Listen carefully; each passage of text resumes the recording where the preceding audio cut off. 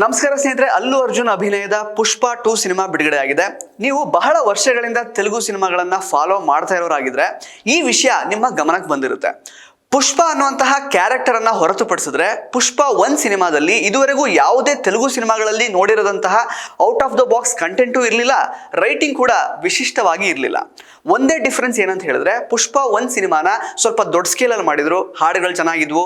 ಅಲ್ಲಿ ಅಲ್ಲು ಅರ್ಜುನ್ ಅವರ ಪರ್ಫಾರ್ಮೆನ್ಸ್, ಅವರು ಬಳಸಿದಂತಹ ಸ್ಲ್ಯಾಂಗ್, ಸ್ನೇಹಿತ ಕೇಶವ ಸೇರಿದಂತೆ ಕೆಲವೊಂದು ಪಾತ್ರಗಳ ಅಟೆನ್ಷನ್ ಟು ಡೀಟೇಲಿಂಗ್ ಮತ್ತು ಸ್ಟಂಟ್ ಸೀಕ್ವೆನ್ಸಸ್ ಹೈಲೈಟ್ ಆಗಿತ್ತು. ರಶ್ಮಿಕಾ ಮಂದಣ್ಣ ಅವರ ಪಾತ್ರ ಮತ್ತು ಪರ್ಫಾರ್ಮೆನ್ಸ್ ಅಂಡರ್ವೆಲ್ಮಿಂಗ್ ಆಗಿತ್ತು, ಇರಿಟೇಟ್ ಆಗ್ತಾ ಇತ್ತು. ಫಹದ್ ಫಾಸಿಲ್ ಪಾತ್ರವನ್ನ ಅಲ್ಲು ಅರ್ಜುನ್ ಅವರ ಪಾತ್ರದ ಮುಂದೆ ಡಮ್ಮಿ ಮಾಡಿದ್ರು. ಒಟ್ಟಿನಲ್ಲಿ template Telugu films screen play ಇದ್ರೂ ಕೂಡ ಒಂದು ಕತೆ ಅಂತ ಇತ್ತು. ಮನೆತನದ ಹೆಸರು ಗೊತ್ತಿದ್ರು ಕೂಡ ಅದನ್ನು ಬಳಸಿಕೊಳ್ಳಲು ಆಗದ ನಾಯಕನ ದಯನೀಯ ಸ್ಥಿತಿ ಇಷ್ಟ ಆಗಿತ್ತು. ಆದರೆ ಪುಷ್ಪ 2 ಸಿನಿಮಾದಲ್ಲಿ ಅಂತಹ ದೊಡ್ಡ ಕಥೆಯೂ ಇಲ್ಲ. ಸ್ಟೋರಿ ಲೈನ್ ತುಂಬ ಸಿಂಪಲ್ ಆಗಿದೆ. ಸ್ಕ್ರೀನ್ ಪ್ಲೇನಲ್ಲಿ ಕೆಲವೊಂದಷ್ಟು ಎಕ್ಸ್ಪೆರಿಮೆಂಟ್ಸ್ಗಳನ್ನು ಮಾಡಿದ್ದಾರೆ, ಅದು ಕೆಲವು ಕಡೆ ಮಾತ್ರ ವರ್ಕ್ ಆಗುತ್ತೆ. 3 ಗಂಟೆ 20 ನಿಮಿಷ ಅವಧಿಯ ಈ ಸಿನಿಮಾ ಎಷ್ಟೋ ಬಾರಿ ಲ್ಯಾಗ್ ಅನ್ಸುತ್ತೆ. ಎಸ್ಪೆಷಲಿ ಫಸ್ಟ್ ಹಾಫ್ ಕುಂಟ್ಕೊಂಡು ಸಾಗುತ್ತೆ. ಕೆಲವೊಂದು ಸೀನ್ಗೆ ಅಷ್ಟೊಂದು ಡೀಟೇಲಿಂಗ್ ಬೇಕಿತ್ತ ಅಂತ ಕೂಡ ಅನ್ಸುತ್ತೆ. ಮೇಲಾಗಿ ಇಡೀ ಸಿನಿಮಾ ಬಹಳ ಪ್ರೆಡಿಕ್ಟಬಲ್ ಆಗಿದೆ. ಮುಂದೇನಾಗುತ್ತೆ ಅನ್ನುವಂತಹ ಕ್ಯೂರಿಯಾಸಿಟಿ ಫ್ಯಾಕ್ಟರ್ ತುಂಬ ಕಡಿಮೆ ಇದೆ. ಬಟ್ ಕೆಲವೊಂದಷ್ಟು ಸೀನ್ಸ್ಗಳನ್ನು ಬರೆದುಕೊಂಡಿರುವಂತಹ ರೀತಿ, ಅದನ್ನು ಎಕ್ಸಿಕ್ಯೂಟ್ ಮಾಡಿರುವಂತಹ ರೀತಿ ಬ್ರಿಲಿಯಂಟ್ ಆಗಿದೆ. ಎಸ್ಪೆಷಲಿ ಜಾತ್ರೆ ಸೀಕ್ವೆನ್ಸ್ ಮತ್ತು ಕ್ಲೈಮ್ಯಾಕ್ಸ್ ಸ್ಟಂಟ್ ಸೀಕ್ವೆನ್ಸ್ ನೀವು ಕೊಟ್ಟಂತಹ ಹಣಕ್ಕೆ ಸ್ಯಾಟಿಸ್ಫೈಯಿಂಗ್ ಎಕ್ಸ್ಪೀರಿಯನ್ಸ್ ಕೊಡುತ್ತೆ if you are a mass commercial cinema lover. ಇನ್ನು ಪರ್ಫಾರ್ಮೆನ್ಸ್ ವಿಷಯದಲ್ಲಿ ಅಲ್ಲು ಅರ್ಜುನ್ ಸ್ಟ್ಯಾಂಡ್ಸ್ ಔಟ್. ಪುಷ್ಪರಾಜ್ ಕ್ಯಾರೆಕ್ಟರನ್ನು ಅವರು ಹಾಡುಗಳಲ್ಲೂ ಕೂಡ ಬಿಟ್ಕೊಟ್ಟಿಲ್ಲ.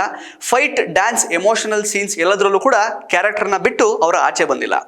ಜಾತ್ರೆ ಸೀಕ್ವೆನ್ಸ್ ಮತ್ತು ಕ್ಲೈಮ್ಯಾಕ್ಸ್ ಸ್ಟಂಟ್ ಸೀಕ್ವೆನ್ಸ್ಗಳಲ್ಲಿ ಅವರು ಮಾಡಿರುವಂತಹ ಪರ್ಫಾರ್ಮೆನ್ಸ್ ಬಹಳ ಕಾಲ ನೆನಪಲ್ಲಿ ಉಳಿಯುತ್ತೆ. ಇನ್ನು ರಶ್ಮಿಕಾ ಮಂದಣ್ಣ ಅವರು ಫಾರ್ ದ ಫಸ್ಟ್ ಟೈಮ್ ಒಂದು ತೆಲುಗು ಸಿನಿಮಾದಲ್ಲಿ ಚೆನ್ನಾಗಿ ಪರ್ಫಾರ್ಮ್ ಮಾಡಿದ್ದಾರೆ.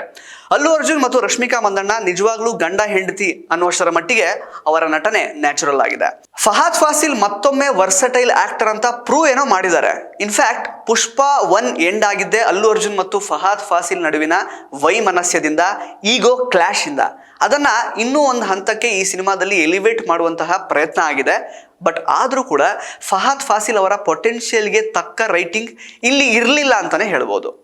ಆ ಪಾತ್ರವನ್ನ ಎಂಡ್ ಮಾಡಿರುವ ರೀತಿ ಕೂಡ ಅಷ್ಟು ಕನ್ವಿನ್ಸಿಂಗ್ ಆಗಿ ಇರಲಿಲ್ಲ.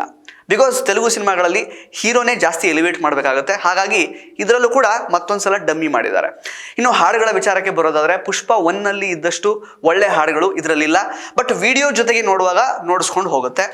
ಶ್ರೀಲೀಲಾ ಅವರು ಕಿಸಿಕ್ ಹಾಡಲ್ಲಿ ಚೆನ್ನಾಗಿ ಡ್ಯಾನ್ಸ್ ಮಾಡಿದ್ದಾರೆ. ಅದನ್ನು ಯೂಟ್ಯೂಬಲ್ಲೂ ಕೂಡ ಫುಲ್ ವಿಡಿಯೋ ಬಂದಾಗ ನಾವು ನೋಡ್ಕೋಬಹುದು. ಬಟ್ ಇಷ್ಟು ಲೆಂದಿ ಇರುವಂತಹ ಸಿನಿಮಾ ನೋಡುವಾಗ ಈ ಒಂದು ಹಾಡು ಬರೋದು ಸಿಕ್ಕಾಬಟ್ಟೆ ಲ್ಯಾಗ್ ಅನಿಸುತ್ತೆ. ಇನ್ನು ಪರ್ಫಾರ್ಮೆನ್ಸಸ್ಗಳನ್ನು ಹೊರತುಪಡಿಸಿ ಕೆಲವು ವಿಷಯ ನನಗೆ ವರ್ಕ್ ಆಗಿದೆ ಏನಂತಂದರೆ ಚಿತ್ರದ ಬ್ಯಾಕ್ಗ್ರೌಂಡ್ ಮ್ಯೂಸಿಕ್, ಅದನ್ನು ಮಾಡಿರೋದು ಸ್ಯಾಮ್ CS ಮತ್ತು ದೇವಿಶ್ರೀ ಪ್ರಸಾದ್ ಅವರು. ಯಾರಿಗೆ ಯಾವುದನ್ನು ಕ್ರೆಡಿಟ್ ಕೊಡಬೇಕು ಅಂತ ಗೊತ್ತಾಗಲಿಲ್ಲ. ಇನ್ನು ಮೀರ್ಸ್ಲೋವ್ ಕ್ಯೂಬಾ ಬ್ರೌಸೆಕ್ ಅವರ ಛಾಯಾಗ್ರಹಣ ಔಟ್ ಆಫ್ ದ ವರ್ಲ್ಡ್ ಅಂತಲೇ ಹೇಳ್ಬೋದು. ಈ ಸಿನಿಮಾದ ಬಿಗ್ಗೆಸ್ಟ್ ಹೈಲೈಟ್ ಅಂತ ಕೂಡ ಹೇಳ್ಬೋದು. ಹಾಗೆಯೇ ಸ್ಟಂಟ್ ಸೀಕ್ವೆನ್ಸಸ್ಗಳನ್ನು ಅದ್ಧೂರಿಯಾಗಿ ಮಾಡಿದ್ದಾರೆ. ಪ್ರತಿಯೊಂದು ಆ್ಯಕ್ಷನ್ ಸೀನ್ಗಳ ಹಿಂದಿರುವಂತಹ ಕನ್ವಿಕ್ಷನ್ ತುಂಬ ಬ್ರಿಲಿಯಂಟ್ ಆಗಿದೆ. ರಿಚ್ನೆಸ್, ಕ್ವಾಲಿಟಿ ಇಡೀ ಸಿನಿಮಾದಲ್ಲಿ ಎದ್ದು ಕಾಣುತ್ತೆ. ಸಿನಿಮಾ ಕೆಲವು ಕಡೆ ನಿಮಗೆ KGF, ಕಾಂತಾರ ಸಿನಿಮಾಗಳ ಫೀಲನ್ನು ಕೊಡುತ್ತೆ. ಅದು ಹೇಗೆ ಅನ್ನೋದು ಗೊತ್ತಾಗಬೇಕಾದ್ರೆ ನೀವು ಸಿನಿಮಾ ನೋಡಬೇಕಾಗುತ್ತೆ. ಇದನ್ನೆಲ್ಲ ಹೊರತುಪಡಿಸಿದ್ರೆ ನಮ್ಮ ಕನ್ನಡಿಗ ತಾರಕ್ ಪೊನ್ನಪ್ಪ ಒಂದು ಒಳ್ಳೆ ಪಾತ್ರ ಮಾಡಿದ್ದಾರೆ. ಒಂದು ಒಳ್ಳೆ ಪಾತ್ರ ಅನ್ನೋದಕ್ಕಿಂತ ಆ ಪಾತ್ರವನ್ನು ಅವರು ಚೆನ್ನಾಗಿ ಪರ್ಫಾರ್ಮ್ ಮಾಡಿದ್ದಾರೆ. ಸೆಕೆಂಡ್ ಹಾಫಲ್ಲಿ ಟ್ವಿಸ್ಟ್ ಸಿಗೋದೆ ಈ ಪಾತ್ರದಿಂದ. ಅದನ್ನು ಬಿಟ್ಟರೆ ಇನ್ನು ಇದನ್ನು ಹೊರತುಪಡಿಸಿದ್ರೆ ಜಾಲಿ ರೆಡ್ಡಿ ಪಾತ್ರ ಮಾಡಿದಂತಹ ಡಾಲಿ ಧನಂಜಯ್ ಕ್ಲೈಮ್ಯಾಕ್ಸ್ನಲ್ಲಿ ಮಾತ್ರ ಬರ್ತಾರೆ. ಅಲ್ಲೊಂದು ಟ್ವಿಸ್ಟ್ ಇದೆ. ಜೊತೆಗೆ ಪುಷ್ಪ 3ಗೆ ಇದು ಲೀಡ್ ಕೂಡ ಕೊಡುತ್ತೆ. ಇನ್ನು ರಾವ್ ರಮೇಶ್ ಪಾತ್ರ ಚೆನ್ನಾಗಿದೆ. ಜಗಪತಿ ಬಾಬು ಕ್ಯಾರೆಕ್ಟರ್ಗೆ ಅಷ್ಟೇನು ಡೆಪ್ತ್ ಇರಲ್ಲ. ಥರ್ಡ್ ಪಾರ್ಟಲ್ಲಿ ಬಹುಶಃ ಈ ಪಾತ್ರದ ಡೆಪ್ತನ್ನು ಎಕ್ಸ್ಪೆಕ್ಟ್ ಮಾಡ್ಬೋದು. ಆದರೆ ಥರ್ಡ್ ಪಾರ್ಟಲ್ಲಿ ಮಾಡುವಂತಹ ಕತೆ ಇನ್ನೇನಿರುತ್ತೆ, ನೋಡುವಂತಹ ಕತೆ ಇನ್ನೇನಿರುತ್ತೆ ಅನ್ನುವಂತಹ ಕುತೂಹಲ ಈಗ ಉಳಿದಿಲ್ಲ. ಯಾಕೆಂತಂದರೆ ಈ ಸಿನಿಮಾನೇ ಸಿಕ್ಕಾಬಟ್ಟೆ ಲ್ಯಾಗ್ ಇತ್ತು. ಥರ್ಡ್ ಪಾರ್ಟ್ನ ಸುಮ್ಮನೆ ಮಾಡಬೇಕಲ್ಲ ಅಂತ ಮಾಡ್ತಾರೇನೋ ಅಂತ ಈಗಲೇ ಒಂದು ಫೀಲ್ ಬರ್ತಾ ಇದೆ. ಇನ್ನು ಸ್ನೇಹಿತರೆ, ನಿರ್ದೇಶಕ ಸುಕುಮಾರ್ ಅವರನ್ನು ನಾನು ಆರ್ಯ ಫಿಲಮ್ನಿಂದ ಫಾಲೋ ಮಾಡ್ತಾ ಬರ್ತಾ ಇದ್ದೀನಿ. ನೇನೋ ಕಡಿನೆ ಆಗಿರಬಹುದು, ಆರ್ಯ 2 ಆಗಿರಬಹುದು, ನಾನಕು ಪ್ರೇಮತೋ ಆಗಿರಬಹುದು, ರಂಗಸ್ಥಳಂ ಆಗಿರಬಹುದು. ಇಂತಹ ಒಳ್ಳೊಳ್ಳೆ ಸಿನಿಮಾಗಳನ್ನು ಕೊಟ್ಟಿರುವಂತಹ ಸುಕುಮಾರ್ ಅವರು ಕಮರ್ಷಿಯಲ್ ಸಿನಿಮಾಗಳನ್ನು ಮಾಡಿ ದುಡ್ಡು ಮಾಡಲಿಕ್ಕೆ ಮನಸ್ಸು ಮಾಡಿರೋದು ಈ ಪುಷ್ಪ ಮೂವಿ ಸೀರೀಸ್ನಿಂದ ತುಂಬ ಚೆನ್ನಾಗಿ ಗೊತ್ತಾಗುತ್ತೆ. ಒಂದು ರೀತಿ ಸೇಫ್ ಗೇಮ್ ಆಡೋದು ಅಂತ ಹೇಳ್ತೀವಿ. ಇನ್ಫ್ಯಾಕ್ಟ್ ಇದು ಒಳ್ಳೆ ಮೂವ್ನೆ, ತಪ್ಪು ಅಂತ ಹೇಳಲ್ಲ. ಬಟ್ ಅವರ ಕ್ರಿಯೇಟಿವ್ ಸ್ಪೇಸ್ಗೆ, ಅವ್ರಿಗೆ ಅವರ ಒಂದು ಪೊಟೆನ್ಷಿಯಲ್ಗೆ ತಕ್ಕುದಾದಂತಹ ಮೂವಿ ಪುಷ್ಪ 1 ಮತ್ತು ಪುಷ್ಪ 2 ಅಲ್ಲ ಅಂತ ಅವರನ್ನು ಫಾಲೋ ಮಾಡ್ತಾ ಬರ್ತಾ ಇರೋರಿಗೆ ತುಂಬ ಚೆನ್ನಾಗಿ ಅರ್ಥ ಆಗಿರುತ್ತೆ. ನೀವು ಕೂಡ ಸುಕುಮಾರ್ ಅವರನ್ನು ಫಾಲೋ ಮಾಡ್ತಾ ಬರ್ತಾ ಇದ್ರೆ ಪುಷ್ಪ 1 ಪುಷ್ಪ 2 ಸಿನಿಮಾ ಬಗ್ಗೆ ನಿಮ್ಮ ಅಭಿಪ್ರಾಯ ಏನು ಅನ್ನೋದನ್ನು ಕಮೆಂಟ್ ಬಾಕ್ಸ್ನಲ್ಲಿ ಕಮೆಂಟ್ ಮಾಡಿ ತಿಳಿಸಿ. ಹಾಗೆಯೇ ಅಲ್ಲು ಅರ್ಜುನ್ ಅವರ ನಟನೆಗೆ ನ್ಯಾಷನಲ್ ಅವಾರ್ಡ್ ಬಂದಿತ್ತು ಪುಷ್ಪ 1 ಸಿನಿಮಾಗೆ, ವಿಚ್ ವಾಸ್ ವೆರಿ ಸ್ಟ್ರೇಂಜ್ ನನ್ನ ಪ್ರಕಾರ. ಬಿಕಾಸ್ ಕಾಂತಾರ ಸಿನಿಮಾಗೆ ರಿಷಬ್ ಶೆಟ್ಟಿ ಅವರು ನ್ಯಾಷನಲ್ ಅವಾರ್ಡ್ ಪಡ್ಕೊಳ್ಳೋದಕ್ಕೂ ಪುಷ್ಪ 1 ಸಿನಿಮಾದ ಆ್ಯಕ್ಟಿಂಗಿಗೆ ಅಲ್ಲು ಅರ್ಜುನ್ ಅವರು ನ್ಯಾಷನಲ್ ಅವಾರ್ಡ್ ಪಡ್ಕೊಳ್ಳೋದಕ್ಕೂ ತುಂಬಾ ಅಜಗಜಾಂತರ ವ್ಯತ್ಯಾಸ ಇದೆ ಅಲ್ವಾ. ಕಾಂತಾರ ಇಟ್ ವಾಸ್ ಲೈಕ್ ಅವರ ಪರ್ಫಾರ್ಮೆನ್ಸ್ ಬಗ್ಗೆ ನಾವು ಮಾತಾಡಲಿಕ್ಕೆ ಏನು ಉಳಿದಿಲ್ಲ ಅಲ್ಲಿ. ಆದರೂ ಪುಷ್ಪ 1 ಸಿನಿಮಾಗೆ ಹೇಗೆ ಬಂತು ಅನ್ನುವಂತಹ ಪ್ರಶ್ನೆ ನನಗೆ ಇನ್ನೂ ಇದೆ. ಬಿಕಾಸ್ ನಾರ್ತ್ ಇಂಡಿಯಾದಲ್ಲಿ ಸಿಕ್ಕಾಪಟ್ಟೆ ಪಾಪ್ಯುಲರ್ ಆಗಿತ್ತು ಪುಷ್ಪ 1 ಸಿನಿಮಾ. ಸೊ ಹಾಗಾಗಿ ಆ ಒಂದು ಪಾಪ್ಯುಲಾರಿಟಿ ಏನಾದರೂ ಈ ಜಡ್ಜಸ್ ಏನಿರ್ತಾರೆ ಅವರ ಮೇಲೆ ಪರಿಣಾಮ ಬೀರ್ತಾ ಗೊತ್ತಿಲ್ಲ.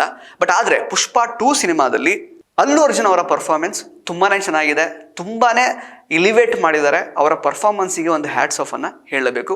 ಓವರಾಲ್ ಆಗಿ ಈ ಸಿನಿಮಾದಲ್ಲಿ ತುಂಬ ಹೇಳ್ಕೊಳ್ಳುವಂತಹ ಕಥೆ ಏನೂ ಇರಲಿಲ್ಲ, ತುಂಬಾ ಲ್ಯಾಗ್ ಇತ್ತು. ಇನ್ನೊಂದು ಪಾರ್ಟ್ ನೋಡುವಂತಹ ಒಂದು ಕುತೂಹಲವನ್ನು ಈ ಸಿನಿಮಾ ಉಳಿಸಿಲ್ಲ. ಜಪಾನಲ್ಲಿ ಏನೋ ಒಂದು ಲೀಡ್ ಕೊಟ್ಟಿದ್ದಾರೆ ಆ್ಯಕ್ಚುಲಿ. ಈಗ ಸದ್ಯಕ್ಕೆ ಪುಷ್ಪ 3ಯಲ್ಲಿ ಸ್ಟಾರ್ಟಿಂಗಲ್ಲಿ ಪುಷ್ಪರಾಜ್ ಜಪಾನಲ್ಲಿ ಇರ್ತಾನೆ. ಬಟ್ ಆ ಕಥೆಯನ್ನು ನೋಡುವಷ್ಟು ಒಂದು ಕುತೂಹಲವನ್ನು ಈ ಸಿನಿಮಾ ಹುಟ್ಟುಹಾಕಿಲ್ಲ ಅಂತಲೇ ಹೇಳ್ಬೋದು.